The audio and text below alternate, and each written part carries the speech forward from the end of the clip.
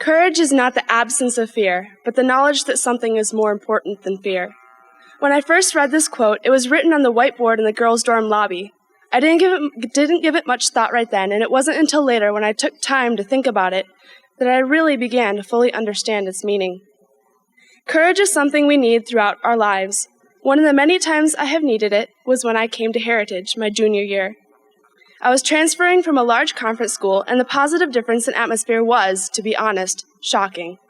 With God's help, I was able to put aside my fears about learning all of the rules, making new friends, and learning a new schedule, and have courage for the school year ahead of me. The year was quite rough, but by God's grace, I have become a better person because of it. When you think about courage and bravery, what comes to your mind? Are they something you would do just because or when you feel like it?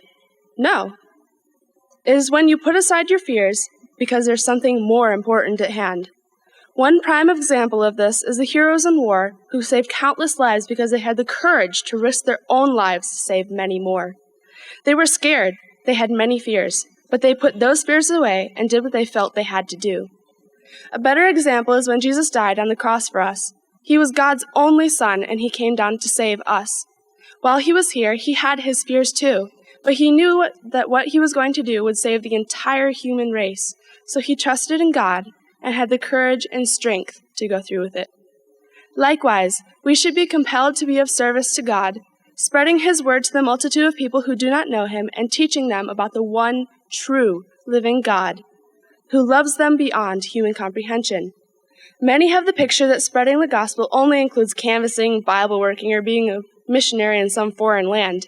These are all amazing ways to witness, but even just being an example for people around you can have a major effect on someone's life.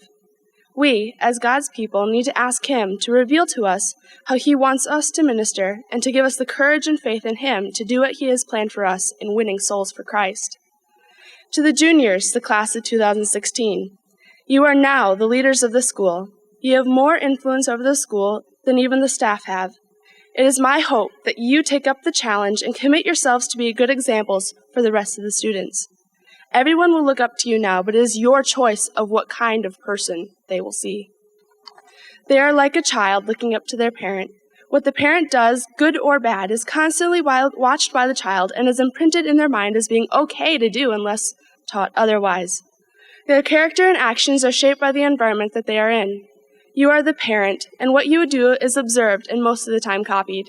It is my desire for you to have the courage to take this responsibility and help guide the student body to develop their character in a positive way, and through your actions, bring them closer to Christ. In a lot of ways, the concept of courage is tied with our aim and motto.